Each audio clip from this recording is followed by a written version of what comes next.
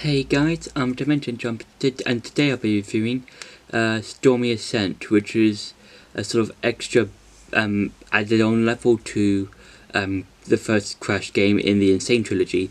Now, Stormy Ascent was a level that was originally going to be planned for the original Crash game back on the first PlayStation, but Naughty Dog, the developers, had to remove it because it was just too hard.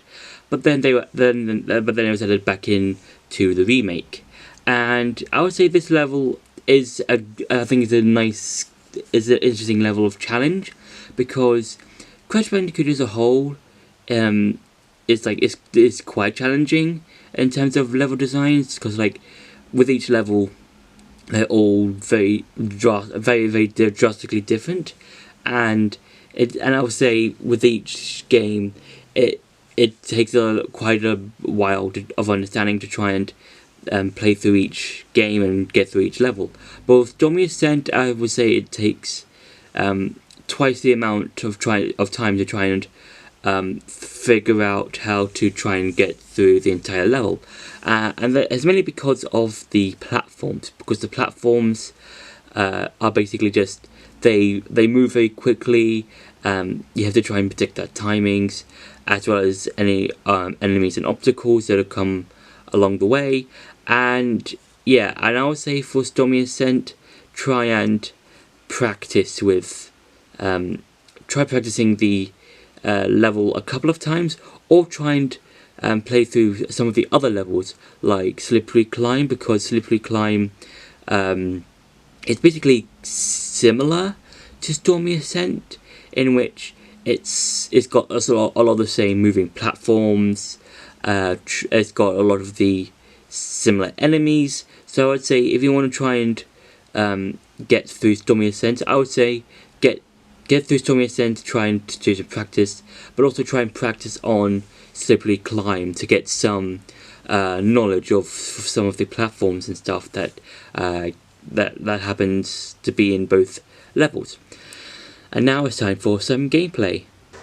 So when you start up Crash Bandicoot 1 for the first time on the N'Sane Trilogy, you actually get to unlock Stormy Ascent, I believe, automatically, so you don't have to basically go through all the other levels to get to it. So you can basically take this purple portal thing to get all the way from Insanity Beach to Quedix Castle quite easily, so I think that's quite cool.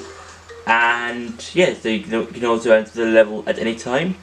And what I like about this is that in each level you get a hint, and this hint is basically saying good luck, because this is hard. And basically it basically starts off, this beginning part fairly simple. You don't need, it's basically just simple platforming, and then as you get further along, it gets harder and harder, with moving platforms, going in and out, and you having to think on your feet basically. I could have timed it better there. So you really do have to time your jumps and stuff like that. So because I didn't okay, so Stormy Ascent, I would say try and practice with this level, because this is hard. Mistimed my jump. Okay, I'll just wait. Go. Oh no. Okay. See, I'm struggling with the first area. Go. Okay, go. Okay, could have made it. Oh no, I'm struggling on the first area. I lost my invincibility. I'm gonna wait here. Go. Okay. So it will, for some areas you will probably have to take your time to try and move along the platform and stuff, because it will take a lot of time to think on your feet and stuff like that. So now, so there are milliseconds that for you to move. As soon as you land on the platform, you will have to move off as soon as possible before they disappear. So there we go. So yeah, this is quite hard. It's just okay. So yeah, and then comes platforms in here, moving platforms, which are much more harder, and that will happen. So yeah, okay. So yeah, so I think that's been it for the gameplay. Now time to go back to the review. So overall, I think that Stormy Ascent is a hard and tricky level. If you want to try and get through Stormy Ascent, then go right ahead.